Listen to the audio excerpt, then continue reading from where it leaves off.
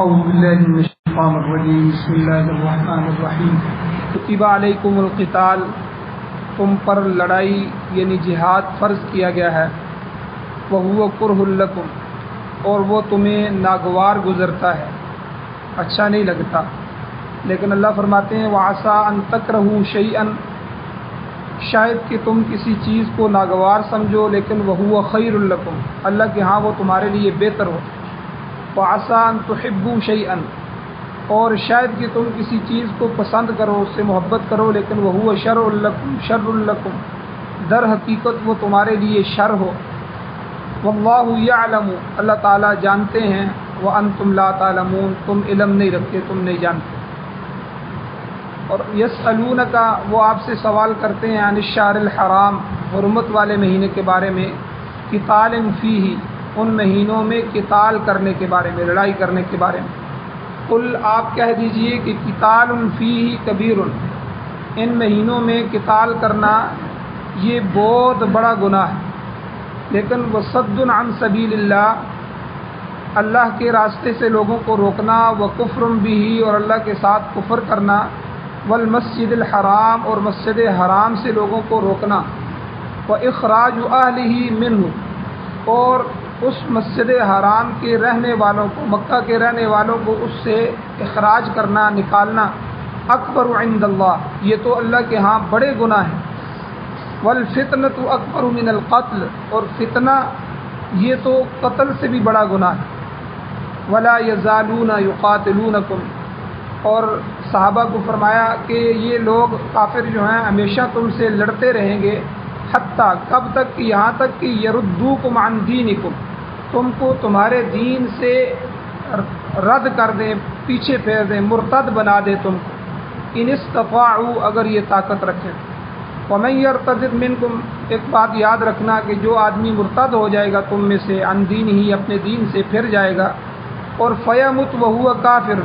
وہ مر جائے گا اس حالت میں کہ وہ کافر رہے، یعنی اسی حالت میں اس کی موت آ جائے، تو فاولئک حبطت اعمالہم، یہی وہ لوگ ہیں کہ ضائع ہو جائیں گے ان کے عمل، فی الدنیا والآخرہ، دنیا میں اور آخرت میں، واولئک اصحاب النار، اور یہی لوگ جہنم والے ہیں، ہم فیہا خالدون، ہمیشہ اس جہنم میں رہیں گے۔ ان الذین آمنوا والذین ہاجروا، بے شک وہ لوگ جو ایمان لائے اور وہ لوگ جنہوں نے ہجرت کی، وجاہدوا فی سبیل اللہ، اور اللہ کے راستے میں جہاد کیا، اولئک یرجون رحمت اللہ، یہی وہ لوگ ہیں کہ جو امید رکھتے ہیں اللہ کی رحمت کی، واللہ غفور الرحیم، اور اللہ تعالیٰ بخشنے والے ہیں، مہربان ہیں۔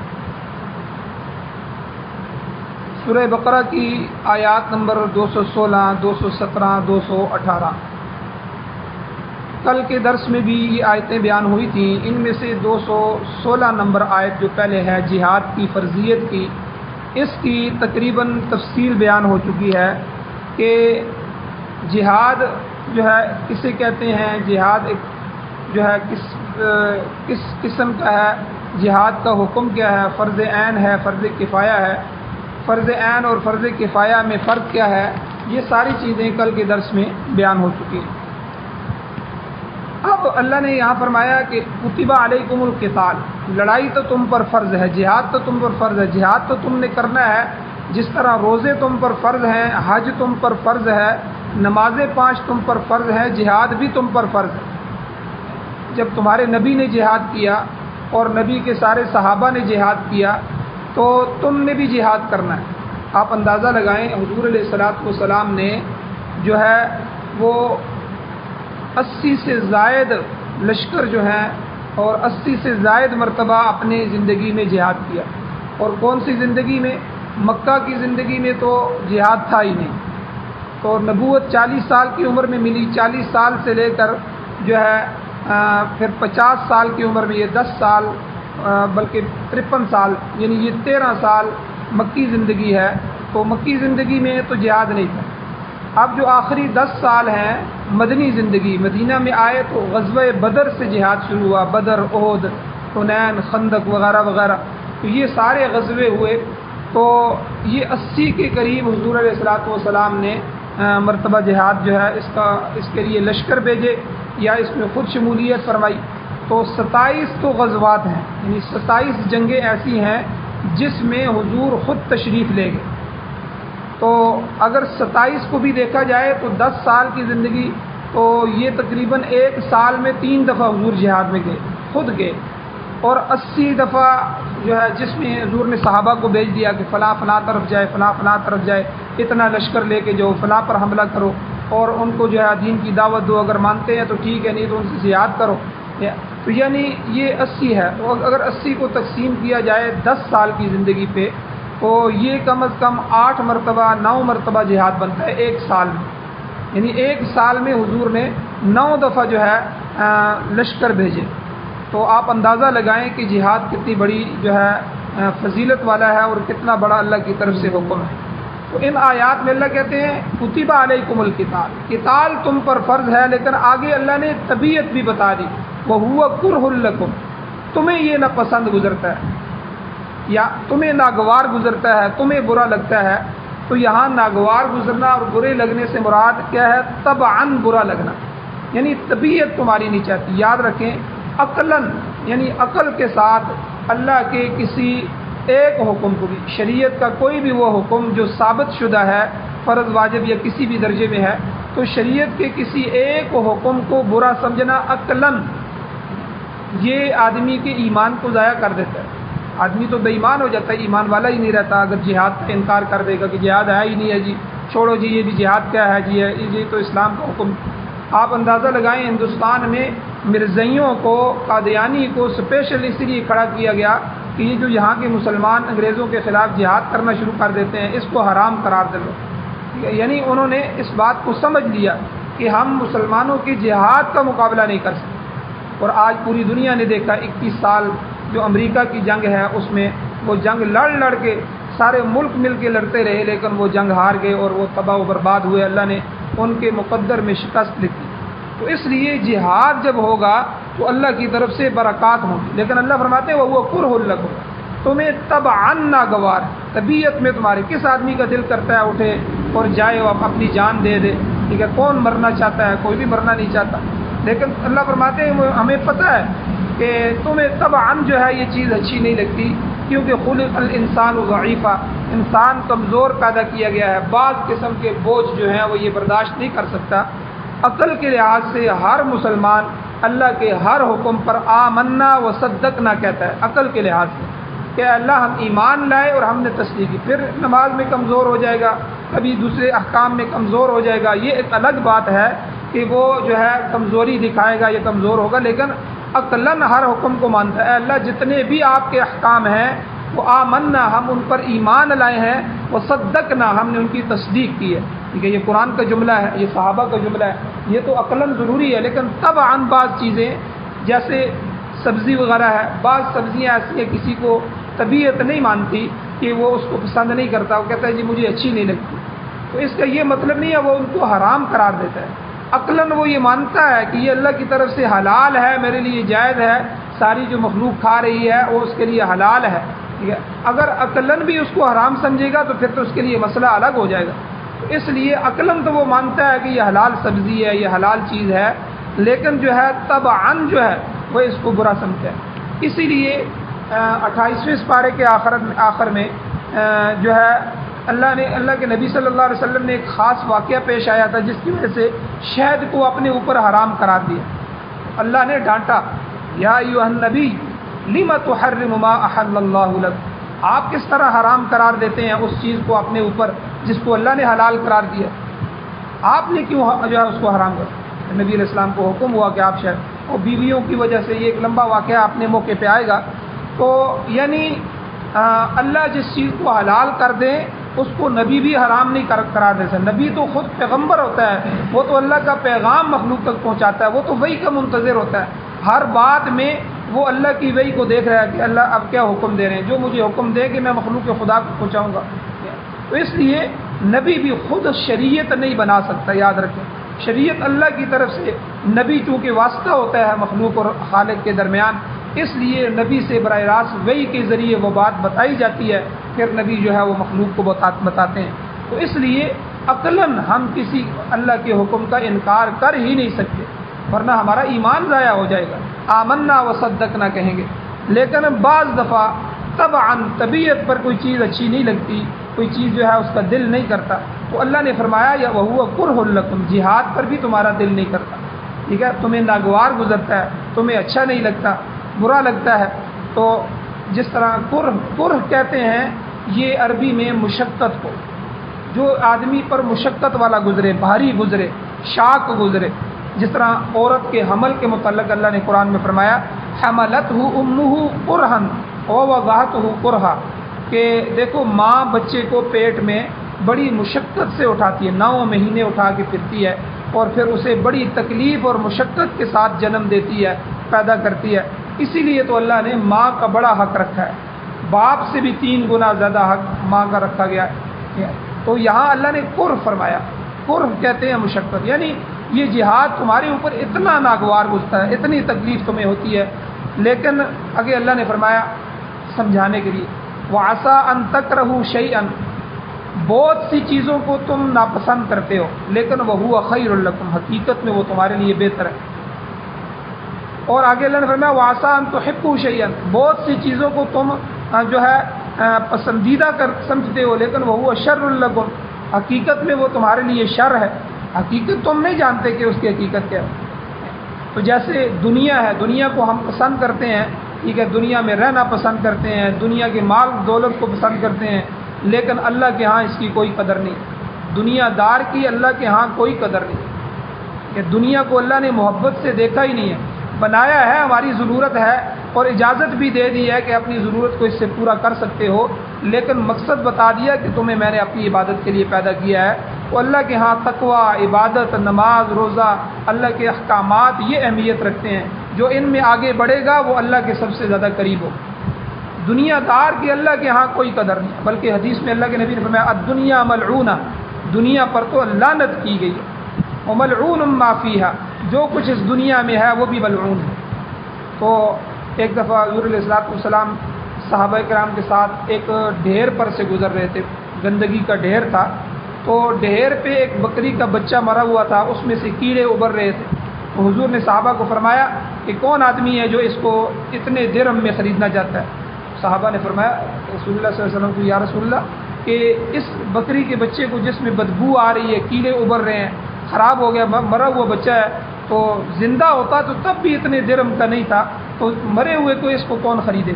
حضور علیہ السلام نے فرمایا کہ الدنیا جیفا، دنیا بھی اسی طرح مردار ہے، وطالبها کلاب، اور اس کے طلب کرنے والے اس دنیا کے کتے ہیں۔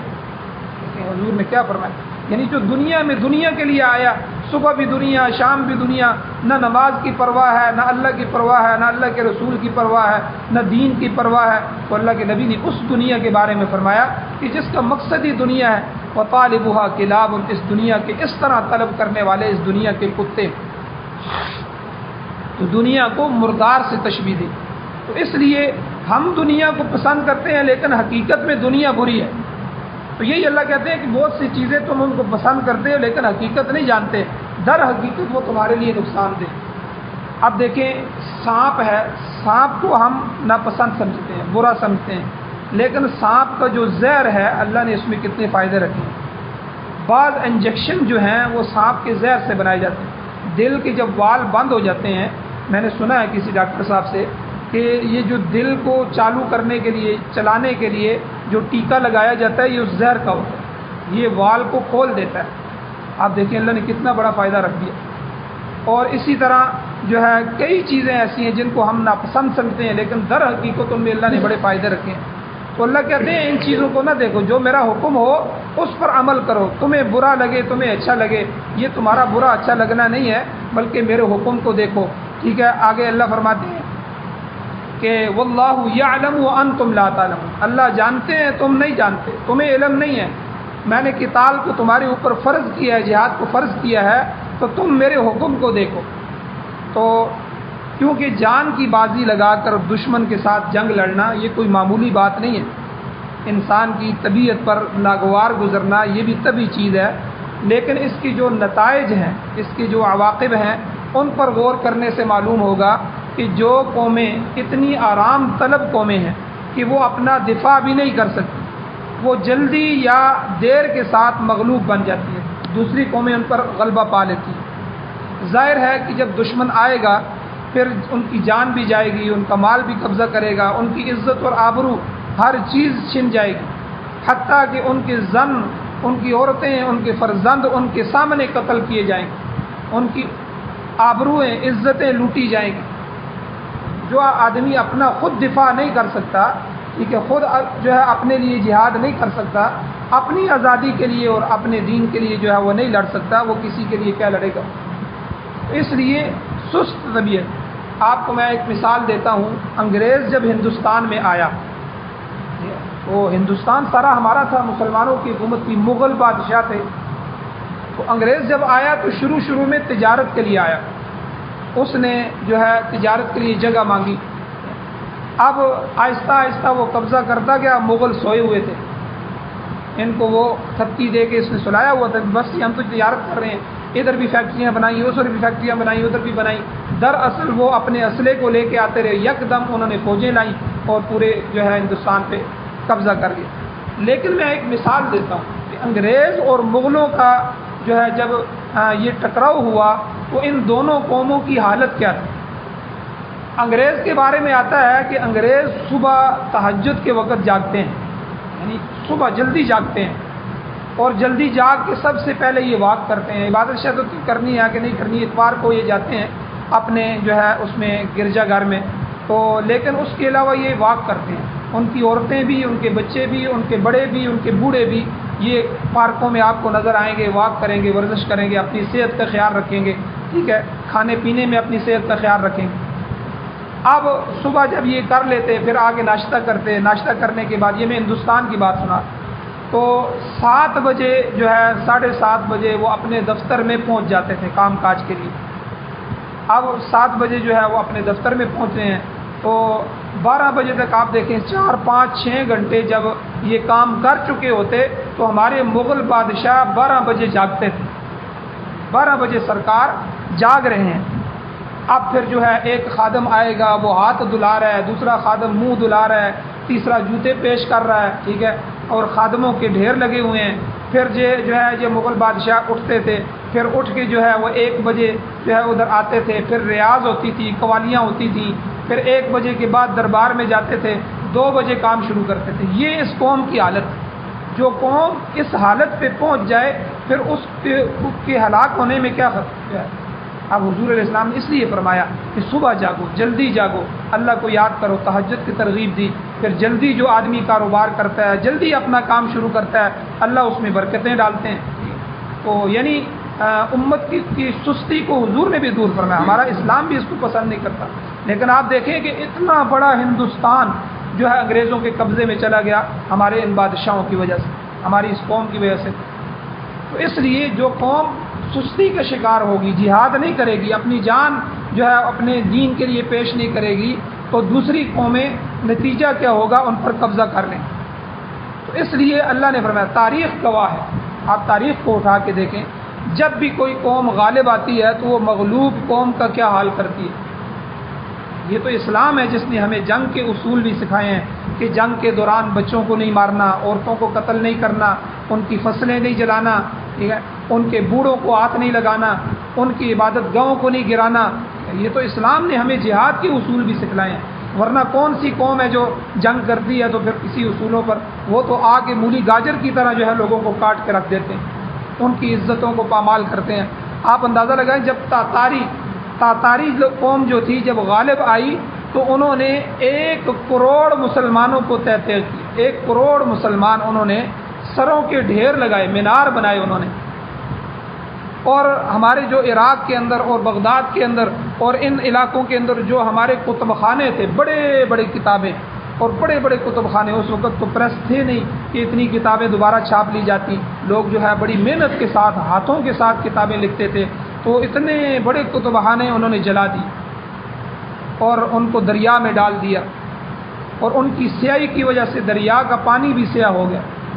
اور پھر انہوں نے عورتوں اور بچوں تک کو معاف نہیں کیا اور بچوں کو قتل کیا، عورتوں کی بے حرمتی کی۔ وہ آپ تاریخ کو اٹھا کے دیکھیں۔ اسی طرح جب انگریزوں نے ہندوستان پر قبضہ کیا تو کون سا وہ ظلم ہے جو انہوں نے یہاں کے باشندوں پر نہیں کیا؟ جی ٹی روڈ پر ہزاروں کی تعداد میں جو نعشیں تھیں، جو میت تھے وہ درختوں پر لٹک رہی تھی، ان کو لٹکایا گیا، اور غالب اکثریت ان میں مسلمانوں کی۔ اور اسی طرح عیسائیوں نے جب اندلس پر حملہ کیا، جو آج کا اسپین ہے، اسپین پر انہوں نے حملہ کیا تو وہاں 2 کروڑ مسلمان تھے۔ آپ ذرا یہ بات سنیں، 2 کروڑ مسلمان تھے، لیکن جب عیسائی غالب آئے تو صرف 11,000 مسلمان باقی بچے۔ آپ اندازہ کریں، 2 کروڑ مسلمانوں میں سے 11,000 مسلمان، صبح دوپہر شام کئی دن لگے، انہوں نے جہاں جہاں سے بھی مسلمان ملے انہوں نے کاٹ دیے ان کو، یا تو مسلمانوں کو ختم کر دیا، شہید کر دیا، قتل کر دیا، یا ان کو مرتد کر لیا، یا انہوں نے اعلان کیا یا تو عیسائی بن جاؤ، اگر عیسائی نہیں بنتے تو ہم تمہیں یہاں نہیں رہنے دیں۔ 2 کروڑ مسلمانوں کو انہوں نے، ان میں سے صرف 11,000 مسلمان باقی بچے۔ یہ قوموں کی حالت۔ اسی طرح آپ یہ قریب دیکھ لیں، بلخ، بخارا، سمرقند، یہ جو علاقے ہیں، جب روس نے ان پر قبضہ کیا تو صرف بخارا شہر میں 400 مسجدیں تھیں، بے شمار دینی مدارس تھے، لیکن وہاں اب آپ جا کے دیکھیں تو کوئی چیز نظر نہیں آتی۔ روس نے جب قبضہ کیا 70-80 سال یہاں رہا تو روسی انقلاب میں بخارا، سمرقند، ان علاقوں میں جو ہے مساجد گرا دی گئی، مساجد کو ان کے گھوڑوں کے استبل بنا دیے گئے، مساجد میں انہوں نے اسپیکروں پر جو ہے وہاں گانے باجے شروع کر دیے، اور مسجدوں میں بیٹھ کے انہوں نے شرابیں پی، مسجد کو شراب کا گڑھ بنا دیا۔ تو اس لیے یاد رکھیں، جہاد اللہ نے اس لیے فرض کیا ہے تاکہ اس کی وجہ سے ہمیں، آپ کو جو ہے پوری امت کو اللہ عزت عطا فرمائے۔ اسی لیے حضور نے فرمایا لو ترکتم الجہاد لسلط اللہ علیکم الذلہ، اگر تم جہاد کو چھوڑ دو گے اللہ تم پر ذلت مسلط کریں، ذلیل ہو جاؤ گے، خوار ہو جاؤ گے۔ تو اس لیے اللہ نے فرمایا واللہ یعلم وانتم لا تعلمون، اللہ ہر چیز کو جانتا ہے، ہر کام کے نتیجے سے اللہ واقف ہے، تمہیں ان کی اس کی اصلیت نہیں پتہ، تم نہیں جانتے، بس جو اللہ حکم دے رہے ہیں اس حکم کو پورا کرو۔ اب اگلا مسئلہ اگلی آیت میں کہ اللہ تعالیٰ نے مسلمانوں پر لڑائی تو فرض کی ہے، لیکن اگلی آیت میں حرمت والے جو مہینے ہیں ان کے دوران لڑائی کرنا، جہاد کرنا، اس کا جائز ہونا یا عدم جواز جو ہے، اس کے بارے میں صحابہ نے اس سوال اٹھایا، مشرکین نے، کافروں نے بھی سوال اٹھایا۔ اس سوال کو اللہ نے یہاں فرمایا یسألونک عن الشہر الحرام قتال فیہ، کہ یہ لوگ اے نبی صلی اللہ علیہ وسلم آپ سے آ کر حرمت والے مہینوں میں جنگ کرنے کے متعلق دریافت کرتے ہیں، سوال پوچھتے ہیں کہ ان مہینوں میں جنگ کرنا کیسا ہے۔ اس کا جواب خود اللہ نے دیا، قل، آپ کہیں کہ قتال فیہ کبیر، ان مہینوں میں قتال کرنا، لڑائی کرنا، جھگڑا کرنا جو ہے یہ بہت بڑا گناہ ہے۔ ٹھیک ہے، ہم مانتے ہیں گناہ ہے۔ اب یہاں پہلا سوال تو یہ پیدا ہوتا ہے کہ حرمت والے مہینے ہیں کون سے؟ میں نے کئی دفعہ بتایا کہ سورہ توبہ کے اندر اللہ ارشاد فرماتے ہیں ان عدت الشہور عند اللہ 12 شہر، کہ اللہ نے 12 مہینے بنائے ہیں، اللہ کے ہاں مہینوں کی تعداد 12 ہے، منہا 4 حرم، یہ قرآن کی آیت ہے، ان 12 میں سے 4 مہینے حرمت والے ہیں۔ یہ 4 مہینے کون سے ہیں؟ یہ جو مہینے گزر رہے ہیں، یعنی ایک پیچھے جو گزر گیا ہے ذی-قعدہ، ایک یہ ذی الحج کا مہینہ ہے، ایک آگے محرم کا آ رہا ہے، یہ 3 تو گٹھے ہیں، ذی-قعدہ، ذی الحج اور محرم۔ پھر ان کے بعد صفر، ربیع الاول، ربیع الثانی، جمادی الاول، جمادی الثانی، یہ 5 مہینے اگلے چھوڑ کے رجب کا مہینہ، رجب 6واں مہینہ، اس کے بعد 3 مہینے گٹھے ہیں، پھر 5 مہینے چھوڑ کے آگے رجب، یعنی پھر کیا ہوگے ذی-قعدہ، ذی الحج، محرم اور رجب، یہ 4 مہینے حرمت والے مہینے، اور یہ ان کی حرمت ملت ابراہیمی سے شروع آ رہی ہے، حضرت ابراہیم علیہ السلام کے زمانے سے یہ 4 مہینے، ان میں لڑائی قطعاً جائز نہیں ہے۔ زمانہ جاہلیت کے اندر بھی مشرکین بھی اس کی پابندی کرتے تھے کہ وہ ان مہینوں میں ہتھیار سنبھال کے رکھ دیتے تھے، اور وہ جو ہے ہتھیار ڈال دیتے تھے، ان کو ہاتھ نہیں لگاتے تھے، کوئی لڑائی نہیں کرتے تھے، قافلے والوں کو لوٹتے بھی نہیں تھے، ان کے ہاں لوٹنا تھا تو ڈاکو جو ہے وہ بھی بیٹھ جاتے تھے۔ تو اس لیے اب حضور علیہ السلام کی شریعت میں بعض حضرات کہتے ہیں کہ ہماری شریعت میں یہ حکم منسوخ ہو گیا، ٹھیک ہے، ہمارے لیے جائز نہیں ہے، لیکن بعض ہمارے مفسرین، بعض اصحاب کہتے ہیں یہ حکم مطلقاً منسوخ نہیں ہوا، بلکہ اس کی تاکید میں کمی آ گئی ہے۔ کیا مطلب؟ کہ ان مہینوں میں مسلمان خود لڑائی نہ کریں، ابتدا نہ کریں، لیکن اگر دشمن جنگ شروع کر دے پھر اس کا جواب دیا جائے، پھر ان کے لیے جائز ہے کہ وہ اس کا جواب دیں، خود اگر ابتدا کرنی ہو تو لڑائی نہ کریں، لیکن دشمن کی طرف سے پہل ہو جائے، وہ حملہ کر دے، پھر یہ جو ہے اپنا دفاع کر سکتے ہیں، ان سے جنگ کر سکتے ہیں۔ تو بہرحال اس کا شان نزول کیا ہے، یہ کیوں منع کیا گیا اور یہ سوال کیوں اٹھایا گیا؟ اس کے شان نزول میں مفسرین لکھتے ہیں کہ محمد ابن اسحاق رحمۃ اللہ علیہ کی روایت میں آتا ہے کہ حضور علیہ الصلوۃ والسلام نے غزوہ بدر سے پہلے، جنگ تو پہلے غزوہ بدر تھی، لیکن اس سے پہلے حضرت عبداللہ ابن جحش رضی اللہ تعالیٰ عنہ کی سرکردگی میں کفار کے ایک تجارتی قافلہ تھا، اس کو پکڑنے کے لیے صحابہ کی ایک جماعت کو بھیجا۔ سردار عبداللہ ابن جحش تھے، تو آپ نے امیر جماعت کو ایک خط دیا، یہ جو جماعت کے امیر تھے عبداللہ ابن جحش، ان کو ایک خط لپیٹ کے حضور نے دیا اور حکم دیا کہ آپ مسلسل 2 دن سفر کریں، رخ بتا دیا، اس رخ پہ آپ جائیں اور 2 دن آپ نے رکنا نہیں ہے، ٹھیک ہے؟ 2 دن کے بعد میرا یہ خط کھول کر پڑھنا ہے اور اس میں جو کچھ لکھا ہوا ہے، جو کچھ ہدایات ہیں، ان کے مطابق عمل کریں۔ اب اس حکم کی تعمیل میں 2 دن گزر گئے، 2 دن کے بعد جب خط کھول کر پڑھا گیا تو اس میں لکھا تھا کہ فلاں قافلہ یہاں سے گزر رہا ہے، اس کو گرفتار کر لو، اس کو کسی صورت میں جانے نہیں دینا۔ تو یہ جو دن تھا جس دن انہوں نے حملہ کیا، یہ دن جمادی الاخری، جمادی الثانی کا تھا، جمادی الثانی جو مہینہ ہے۔ اب امیر لشکر نے فیصلہ کیا چونکہ کل رجب شروع ہو جائے گا، کل جو ہے، کل کا دن رجب کا ہے، رجب حرمت والا مہینہ ہے، تو لہٰذا ہم نے آج ہی قافلے کو پکڑنا ہے، کیونکہ آج جمادی الثانی ہے، آج حرمت نہیں ہے، آج پکڑ لیں گے ورنہ کل ہمارے لیے مشکل ہوگا، کل پورے مہینے میں پھر ہم جنگ نہیں کر سکتے۔ اب انہوں نے یہ سمجھا کہ یہ جمادی الثانی کی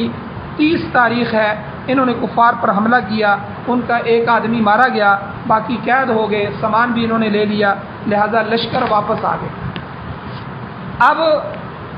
در حقیقت جو حملہ کرنے کی تاریخ تھی وہ جمادی الثانی کی 30 تاریخ نہیں تھی۔ یہ حضرات سمجھ رہے تھے کہ یہ 30 تاریخ ہے، آج چاند نظر نہیں آیا، اس وقت اتنی جدید چیزیں تو نہیں ہوتی تھیں، اخباریں نہیں تھیں اور یہ وہ، تو خود چاند کو دیکھا کرتے تھے لوگ، تو ان کے حساب سے تو مہینہ ختم جو ہے نہیں ہوا تھا، لیکن حقیقت میں وہ رجب کی پہلی تاریخ، جمادی الثانی 29 کا تھا، یہ حضرات 30 کا سمجھ رہے تھے، انہوں نے اس 30 سمجھ کے حملہ کر دیا، اور جو ہے بعد میں ان کو پتہ چلا، یہاں آ کے پتہ چلا کہ بھائی وہ تو رجب کا مہینہ شروع ہو گیا تھا، لہذا مشرکین مکہ جو تھے اور وہاں کے جو کافر تھے ان کو موقع مل گیا، انہوں نے کہا کہ دیکھو مسلمانوں کے پیغمبر کیسے ہیں، خود اپنے آپ کو ملت ابراہیمی کے متبع کہتے ہیں، ہم جو ہے ملت ابراہیمی پر چلنے والے ہیں، لیکن حرمت والے مہینوں کا بھی انہوں نے خیال نہیں کیا، قافلے پر حملہ کر دیا، ایک آدمی کو بھی مار دیا، اور جو ہے قافلے کا سارا سامان جو ہے وہ بھی لے آئے اور ان کو بھی گرفتار کر لیا۔ یہ تھا وہ واقعہ جس کی وجہ سے حرمت والے مہینوں کے متعلق سوال پیدا ہوا کہ ان مہینوں میں لڑائی کرنا کیسا ہے۔ اس سوال کے جواب میں اللہ نے فرمایا کہ یہ لوگ آپ سے حرمت والے مہینے کے متعلق پوچھتے ہیں، آپ فرمائیے کہ ان مہینوں میں لڑائی کرنا بڑا گناہ ہے، ٹھیک ہے، بڑا گناہ ہے، لیکن جس واقعے کو انہوں نے بنیاد بنایا اور سوال اٹھایا وہ تو غلطی سے ہوا ہے۔ مسلمان یہ سمجھے کہ ابھی رجب کا مہینہ نہیں شروع ہوا، جمادی الثانی کا مہینہ ہے، لہذا وہ حملہ آور ہو گئے، تو اللہ تعالیٰ نے اس کا مزید جواب یہ دیا کہ مسلمانوں سے تو یہ خلاف ورزی خطاً ہوئی، جان بوجھ کے تو نہیں ہوئی، غلطی سے ہو گئی، لیکن کفار اور مشرکین کو کہا کہ تم اپنے گریبان میں منہ ڈالو، تم نے کیا کیا ہے؟ وَصَدٌّ عَن سَبِيلِ اللَّهِ، اللہ کے راستے سے لوگوں کو روکنا، صحابہ اکرام کو تم اسلام سے روک رہے ہو، حضور پر دین کتنی تکلیفیں دے رہے ہو تم ان کو، وَصَدٌّ عَن سَبِيلِ اللَّهِ وَكُفْرٌ بِهِ، پھر اللہ کے ساتھ کفر کرنا، حضور آئے تمہارے پاس، پیغمبر آئے، تم انکار کر رہے ہو اللہ کا اور اللہ کے دین کا انکار کیا، وَالْمَسْجِدِ الْحَرَامِ، اور لوگوں کو مسجد حرام میں نہیں آنے دیتے، مسلمانوں کو نماز نہیں پڑھنے دیتے، اور اخراج آلہ منہ اکبر عند اللہ، وہاں کے رہنے والوں کو مسجد حرام سے نکالنا، یعنی لوگوں کو، مسلمانوں کو اور نبی علیہ الصلوۃ والسلام کو، صحابہ کو ہجرت پہ مجبور کیا تم نے، اپنے گریبان میں منہ نہیں ڈالتے، اتنے بڑے بڑے گناہ، یہ تو اس سے زیادہ بڑے گناہ ہیں، مسلمانوں سے تو غلطی ہوگی، شبہ پیدا ہوا، غلطی کی وجہ سے یہ کام ہو گیا، لیکن تم تو یہ سارے کام، یہ 4 کام اللہ نے بتائے، وَصَدٌّ عَن سَبِيلِ اللَّهِ وَكُفْرٌ بِهِ وَالْمَسْجِدِ الْحَرَامِ وَإِخْرَاجُ آلِهِ مِنْهُ، اللہ نے فرمایا یہ اکبر من عند اللہ، اکبر عند اللہ، یہ تو اللہ کے ہاں اس سے زیادہ بڑے گناہ ہیں۔ اور ان اولیاءہ الا المتقون، اللہ نے فرمایا کہ اہل جو ہیں یہ تو صرف متقی لوگ ہیں، وہ مسلمان ہیں۔ یاد رکھو والفتنۃ اکبر من القتل، فتنہ جو ہے، فتنہ برپا کرنا، یہ قتل سے بھی بڑا گناہ ہے۔ کئی لوگ جو ہوتے ہیں نا فتنہ باز، وہ ایک آدمی کو دوسرے آدمی کی بات بتاتے ہیں کہ وہ تو تمہاری یہ بات کر رہا تھا، اب وہ آدمی کلاڑی اٹھا کے لے آیا، انہوں نے میری یہ باتیں کی ہیں، اس نے اس کا سر پھاڑ دیا، اس کے بچے اٹھے، ان کے 2 قتل کر دیے، وہ اٹھے، ان کے 3، یعنی پھر لڑائی جھگڑا اور پھر تھانے کچہریاں۔ فتنہ کس نے پیدا کی؟ ایک آدمی۔ اس لیے قرآن نے فرمایا والفتنۃ اکبر من القتل، فتنہ جو ہے، فتنہ باز جو فتنہ ڈالنے والا ہے، فتنہ جو ہے یہ قتل سے بڑا گناہ ہے اللہ کے ہاں۔ کسی کو قتل کر دو، فتنے کی وجہ سے لڑائیاں ہوں گی۔ وہ کسی نے شیطان سے پوچھا کہ تم نے اتنے قتل کروا دیے، یہ یہاں اتنا گڑبڑ ہو گئی ہے، تو اس نے کہا میں نے کچھ نہیں کیا، میں نے تو صرف شیرہ لگایا، شیرہ۔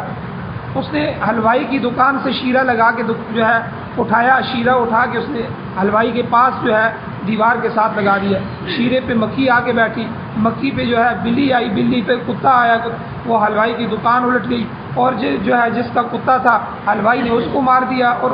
جو ہے اس کے جو ہے ان لوگوں نے حلوائی کو مار دیا، یعنی اتنی باتیں ہو گئی۔ اب شیطان سے پوچھا تم نے کیا کام کیا؟ اس نے کہا میں نے تو کچھ نہیں کیا، میں نے تو شیرہ لگایا، شیرہ۔ یہ جو بیچ میں شیرہ لگانے والے لوگ ہوتے ہیں نا، یہ فتنہ باز لوگ ہوتے ہیں،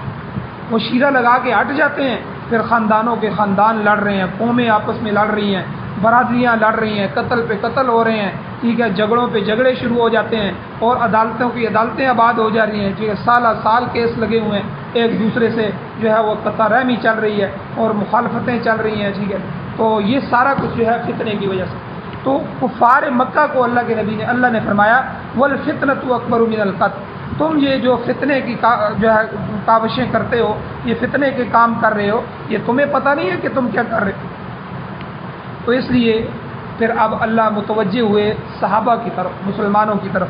فرمایا کہ تم نے گھبرانا نہیں ہے، ولا یزالون یقاتلون، یہ تم سے لڑتے رہیں، یہ تو قیامت کی صبح تک یہ لڑائی جاری رہے گی۔ اسلام اور کفر کی لڑائی جو ہے، کفر کبھی بھی اسلام کو پسند نہیں کرتا، اور مسلمانوں کو حکم ہے اپنے اسلام کے لیے، غلبہ اسلام کے لیے جو ہے وہ کوشش کرتے رہو، لیکن یہ تم سے لڑتے رہیں گے کب تک؟ حتیٰ یردوکم عن دینکم ان استطاعوا، یعنی اگر یہ استطاعت رکھیں، طاقت رکھیں تو تمہیں تمہارے دین سے پھیر دیں، مرتد بنا دیں۔ ان کا مقصد تو تمہیں اپنے سابقہ دین پر لانا ہے کہ یہ مشرکین سے، مشرکین مکہ صحابہ پہلے مشرک تھے، وہ سارے مسلمان ہوئے، صحابی بنے، تو یہ چاہتے ہیں کہ اب دوبارہ یہ مشرک بن جائیں۔ یہود و نصارہ کے متعلق اللہ نے فرمایا کہ ان کا بھی یہی مقصد ہے، وَلَن تَرْضَىٰ عَنْكَ الْيَهُودُ وَلَا النَّصَارَىٰ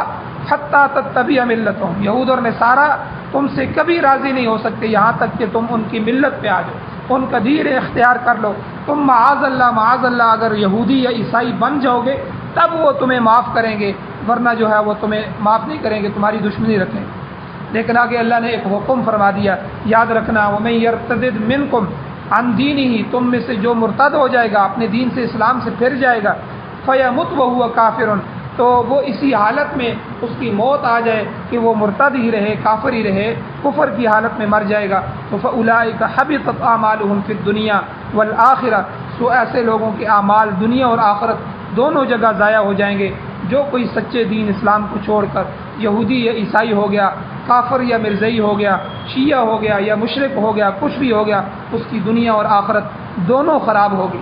دنیا میں اعمال ضائع ہونے کا مطلب یہ ہے، امام ابو حنیفہ رحمۃ اللہ علیہ فرماتے ہیں کہ مرتد جو شخص ہے، جو اسلام سے پھر جائے، کافر ہو جائے، اس کی سابقہ نمازیں، روزے، زکوٰۃ، حج، یہ ساری عبادات ضائع ہو جاتی ہیں۔ اللہ نے فرما دیا اولئک حبطت اعمالہم،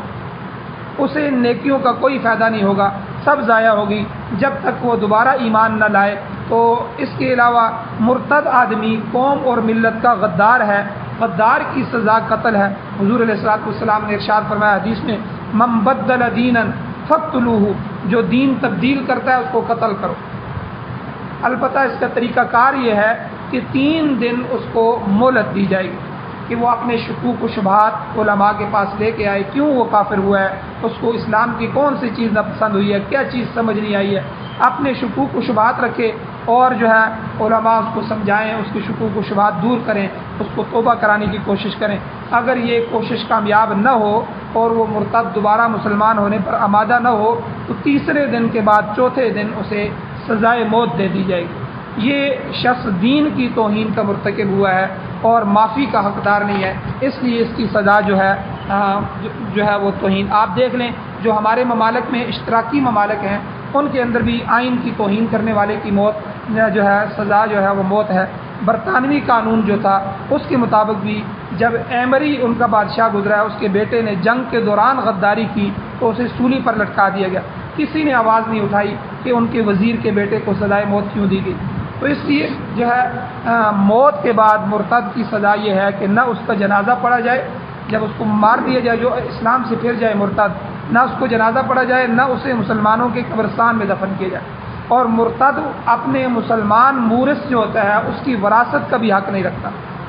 اس سے بھی محروم ہو جاتا ہے۔ یہ تو دنیا میں اس کے اعمال ضائع ہیں، اور آخرت کا معاملہ یہ ہے کہ وہ ابدی جہنمی ہے، اسے کبھی دوزخ سے رہائی نہیں ملے گی۔ مرتد اصل کافر سے بھی بڑا مجرم ہے۔ کافر سے تو جزیہ بھی قبول کر لیا جاتا ہے لیکن مرتد سے جزیہ بھی نہیں لیا جا سکتا۔ امام اعظم ابو حنیفہ رحمۃ اللہ علیہ کے فتوے کے مطابق اگر عورت مرتد ہو جائے تو اسے قتل نہیں کیا جائے گا بلکہ اسے موت تک قید میں رکھا جائے گا کہ وہ توبہ کر لے۔ اگر توبہ کرے گی تو آزاد ہو جائے گی ورنہ وہ ہمیشہ قید رہے گی۔ ایسے لوگوں کے متعلق اللہ نے فرمایا اولئک اصحاب النار، یہ لوگ جہنمی ہیں، ہم فیہا خالدون، ہمیشہ دوزخ میں رہیں گے، ان کی رہائی کی کوئی صورت نہیں ہے۔ آگے ایمان والوں کو آخری آیت میں اللہ نے خوشخبری دی کہ کفار، مشرکین اور مرتدین کی مذمت کے بعد اہل ایمان کو اللہ نے خوشخبری دی، ان الذین آمنوا، وہ لوگ جو ایمان لائے، والذین ہاجروا، اور جنہوں نے اللہ کی رضا کی خاطر ملک چھوڑا، وطن چھوڑا، ہجرت کی، اور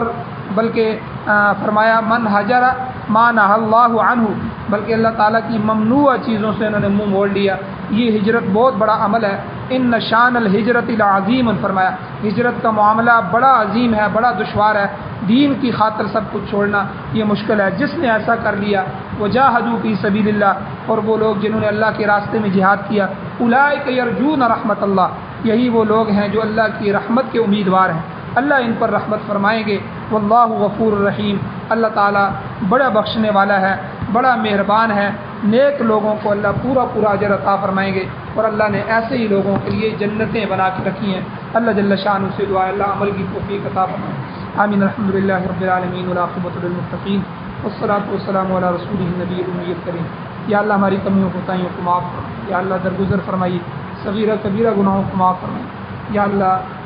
ہمیں جہاد کرنے کی توفیق نصیب فرمائیے، یا اللہ اپنی اولادوں کو یا اللہ مجاہدین بنانے کی توفیق عطا فرمائیے، مجاہدین کی مدد نصرت فرمائیے، یا اللہ اپنے نظام کو پوری دنیا کے باطل نظاموں پر غالب فرمائیے، یا اللہ سوشلزم ہے، کمیونزم ہے، جمہوریت ہے، یا اللہ یہ سب انگریزوں کے، کافروں کے، یہود و نصارہ کے، یا اللہ اشتراکیت ہے، یہ روسی نظام ہے، یا اللہ سب باطل نظام ہے، یا اللہ ہمیں اپنا نظام عطا فرمائیے، یا اللہ قرآن و سنت کا نظام عطا فرمائیے، یا اللہ